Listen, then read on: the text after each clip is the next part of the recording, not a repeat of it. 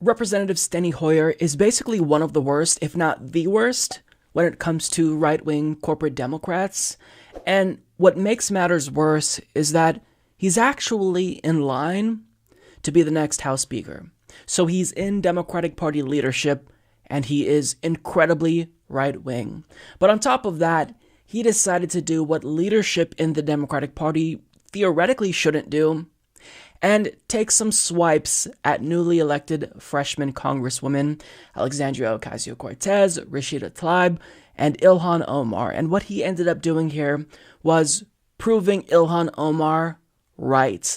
So as Jake Johnson of Common Dreams reports, Representative Steny Hoyer, the number 2 Democrat in the House, came under fire from progressives Sunday night after he used his address at AIPAC's policy conference to attack left-wing members of his caucus and throw his full support behind a resolution condemning the boycott, divestment, and sanctions movement. "I stand with Israel," proudly and unapologetically, said the Democrat from Maryland, whose remarks were immediately interpreted as a thinly veiled attack on Representative Ilhan Omar. So when somebody accuses American supporters of Israel of dual loyalty, I say, accuse me. I am part of a large bipartisan coalition in Congress supporting Israel. I tell Israel's detractors, accuse us.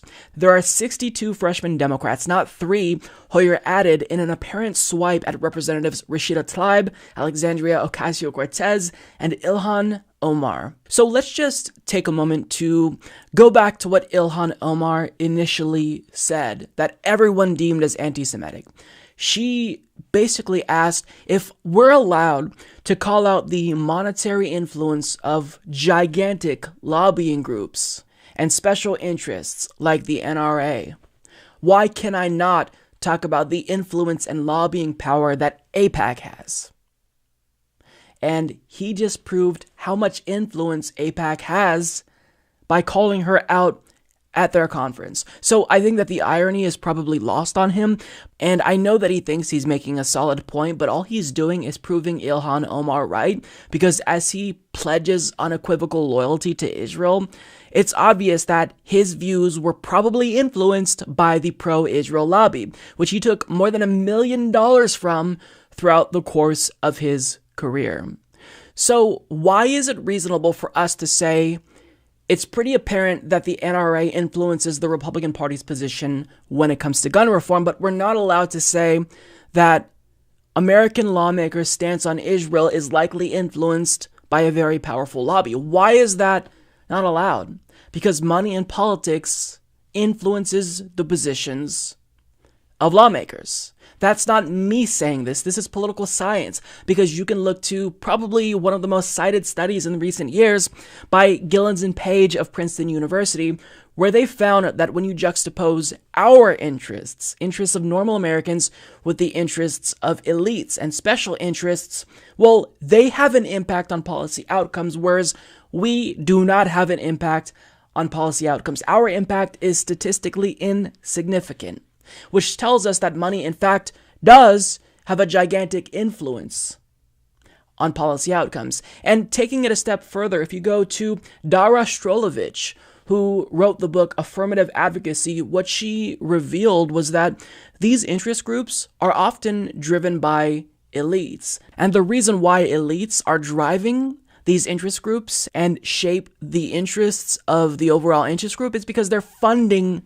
these interest groups. So it's not controversial at all to say that we need to be looking at the impact the pro-Israel lobby has on lawmakers. It's not, because money in politics affects lawmakers. And to give you another example as to how that influences Steny Hoyer specifically, he took $2.1 million from health professionals, $1 million from the pharmaceutical industry, and coincidentally, he doesn't support Medicare for all. I think we're reasonable to deduce that those campaign contributions, which pose a direct conflict of interest, has something to do with the political position that he's taking, because he knows if he endorses Medicare for all, those health industry donors that he has will be less likely to support him. In fact, they may support a potential opponent. But now that we're taking the time here to shine a light on just how bad Steny Hoyer is, I think it's worth noting that he's also terrible basically all around. He supported the Iraq War. He supported the Patriot Act. He has basically been against ending the drug war. And if he were just one lone lawmaker who was very conservative, that wouldn't necessarily be a problem. But again, he is in line to become the next House Speaker, which would be horrible for trying to push the Overton window to the left and get the Democratic Party to be more progressive. So I've maintained before that we've got to oust Steny Hoyer before he even gets there. And thankfully, I have some very good news. We have a chance to do that because Steny Hoyer is being primaried by a progressive named Michaela Wilkes. And unlike Steny Hoyer, she actually does support progressive policies like Medicare for All and the Green New Deal. And if you go to her website, she already has a preliminary policy platform that's more fleshed out than a lot of presidential candidates. So if you support her, then I would strongly encourage you to send her a donation, go to Michaela2020.com to do so, and show her your support at Meet Michaela on Twitter.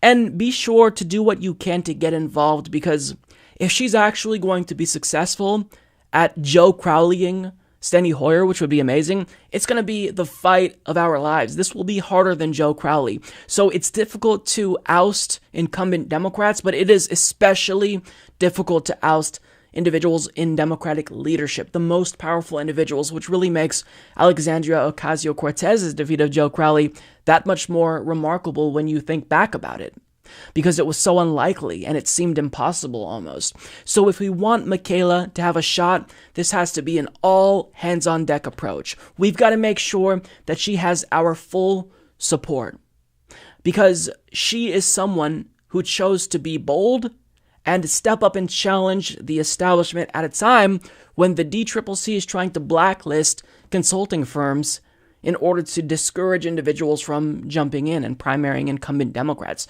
So what she's doing here is bold, and most importantly, it's brave. So please show her your support, send her a contribution, follow her on Twitter, and tell her that Mike from the Humanist Report sent you, because I definitely am interested in bringing her on the show.